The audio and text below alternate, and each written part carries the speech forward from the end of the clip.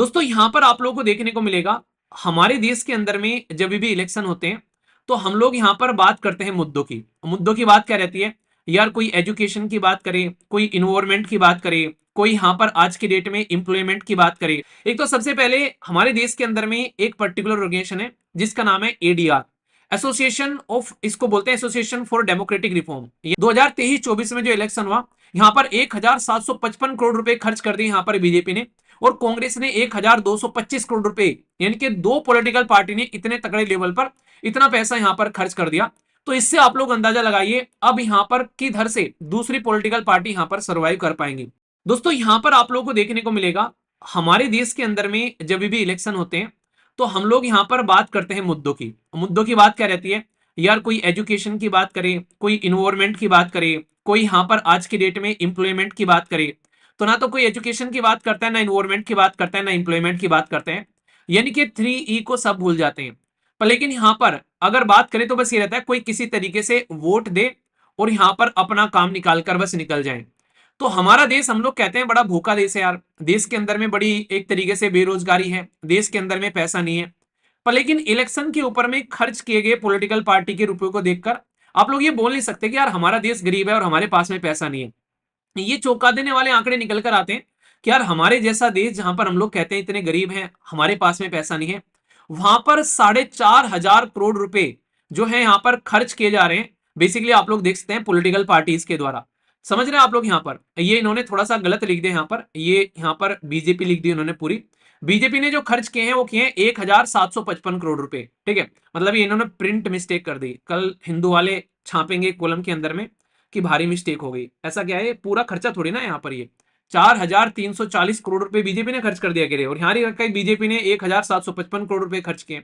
खेल रहे हैं क्या हमारी भावनाओं के साथ में यहाँ पर, ठीक है। तो मतलब कहने का ये कि पैसे का खर्चा अगर आप लोग देखोगे तो इतना तकड़े लेवल का पैसे का खर्चा किया जा रहा है कि हम लोग अंदाजा भी नहीं लगा सकते, और हम लोग को लगता है कि यार देश के अंदर में पैसा नहीं है। तो यहाँ पर जो बड़ी बड़ी पॉलिटिकल पार्टी है उनका पैसे का खर्चे का हिसाब किताब यहाँ पर दे रखा है।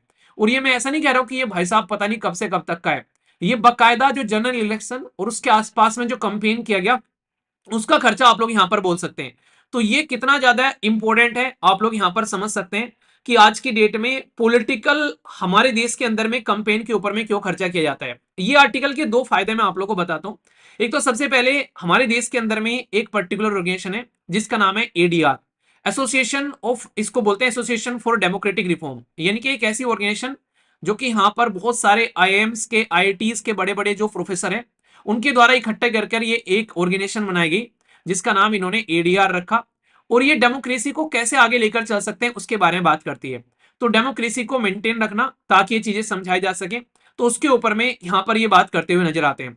तो पॉइंट नंबर 1 तो आप लोगों को यहाँ पर ये समझना है कि यहाँ पर आज की डेट में हमारे देश के अंदर में अगर कोई पॉलिटिकल पार्टी इतना खर्चा कर रही है तो क्या ये रियलिटी में एक लेवल प्लेइंग फील्ड रहेगा। कि भाई साहब आज की डेट में आप लोगों ने गेम चेंजर मूवी देखी होगी, तो उस मूवी में यही दिखाने की कोशिश की गई है कि पॉलिटिकल अथॉरिटी किस तरीके से पैसे का जो है इस्तेमाल करती हुई नजर आती है। तो लेवल प्लेइंग फील्ड रहता ही नहीं है। लेवल प्लेइंग फील्ड का मतलब ये होता है कि सारे लोग एक साथ दौड़े तो समझ में आता है। इसलिए एक मुद्दा निकल कर आता है कि पब्लिक फंडिंग होनी चाहिए इलेक्शन के लिए। मतलब जिसको भी डोनेशन करना है वो पॉलिटिकल पार्टी के खाते में डोनेशन न करे, जिसको भी डोनेशन करना है एक फंड बन जाना चाहिए इलेक्शन कमीशन ऑफ इंडिया के पास में, और उसके पास में वो सारा डोनेशन जाना चाहिए। और फिर इलेक्शन कमीशन ऑफ इंडिया वो सारा का सारा फंड जो है वो अलग अलग पॉलिटिकल पार्टी में डिस्ट्रीब्यूट करे, ताकि हर एक पॉलिटिकल पार्टी को अपने अपने हिसाब से रिसोर्सेज यहां पर मिले और वो अपने हिसाब से चीजों को लेकर चल सके। क्योंकि दो पॉलिटिकल पार्टी अगर टॉप आप लोग उठा लो यहां पर, बीजेपी और कांग्रेस, मतलब सोच के देखो ये दो पॉलिटिकल पार्टी इतने तकड़े लेवल पर खर्च कर रही है जिसकी कुछ हद नहीं है, और दूसरी पॉलिटिकल पार्टी जो है वो सरवाइव कैसे करेंगे इनके सामने अगर ये इतने तकड़े लेवल पर पैसे को खर्च करती हुई नजर आएंगी। 2023-24 में जो इलेक्शन हुआ यहां पर 1,755 करोड़ रुपए खर्च कर दिए यहां पर बीजेपी ने, और कांग्रेस ने 1,225 करोड़ रुपए, यानी कि दो पॉलिटिकल पार्टी ने इतने तगड़े लेवल पर इतना पैसा यहां पर खर्च कर दिया।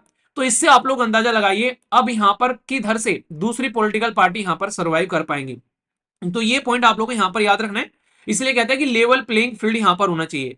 इलेक्ट्रोल बॉन्ड स्कीम जो हमारे देश के अंदर में आई थी वो सुप्रीम कोर्ट ने उसको ठंडे बस्ते में डाला, ये बोलकर कि आर्टिकल 19 का हनन है, पॉलिटिकल पार्टी पैसा ले रही है पर बता नहीं रही है कि ये पैसा कहां से आ रहा है और किधर को जा रहा है। तो इसके चलते यहां पर सुप्रीम कोर्ट ने उस स्कीम को ठंडे बस्ते में डाला, क्योंकि यहां पर से जो पैसा आएगा फिर वो यहां पर इलेक्शन में और ऐसी जगह खर्चा होता हुआ नजर आएगा।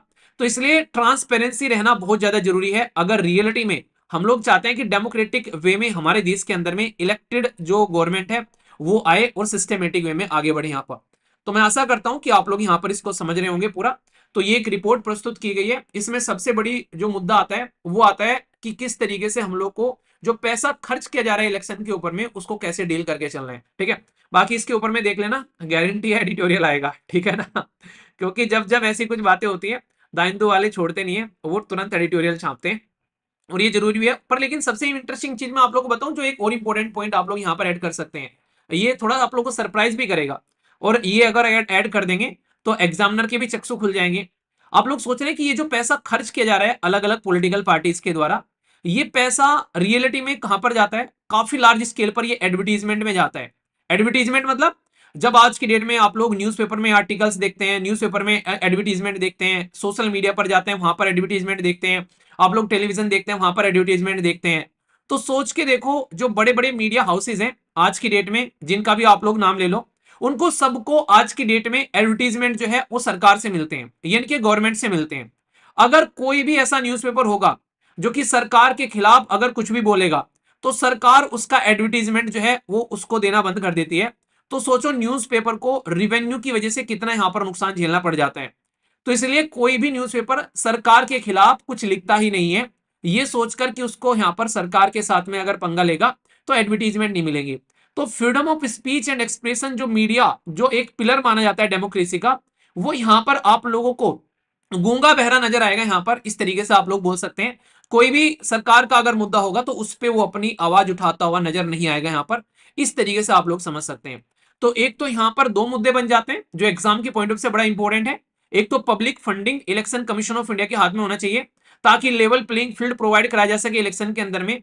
और पॉलिटिकल पार्टी से एडवर्टीजमेंट हटाकर पॉलिटिकल पार्टी का बस एक काम होना चाहिए जो यूनाइटेड स्टेट ऑफ अमेरिका के अंदर में होता है, कि आज की डेट में मुझे पर्सनली ये लगता है, आप लोग बताइए आप लोग की क्या राय है इसके अंदर में। जैसे आज की डेट में आप लोगों को पता है कि अगर कोई गवर्नमेंट बन के आएगी तो गवर्नमेंट में एक प्राइम मिनिस्टर होंगे, एक होम मिनिस्टर होंगे, एक फाइनेंस मिनिस्टर होंगे, इसी तरीके से आप लोगों को सिस्टम चलता हुआ नजर आएगा।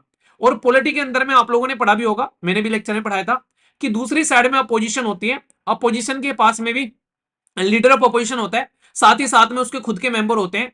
तो यूके के अंदर में क्या करते हैं, वो एक शैडो कैबिनेट बना लेते हैं। ये कॉन्सेप्ट भी बड़ा इंपॉर्टेंट है, एग्जाम में पूछा जा चुका है, याद रखना।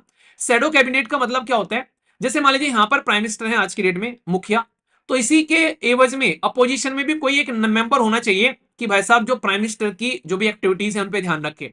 यहां पर होम मिनिस्टर है तो अपोजिशन में भी ये रेस्पॉन्सिबिलिटी किसी को देनी चाहिए कि होम मिनिस्ट्री की जो भी यहाँ पर प्रक्रिया है उसके ऊपर में ध्यान रखें।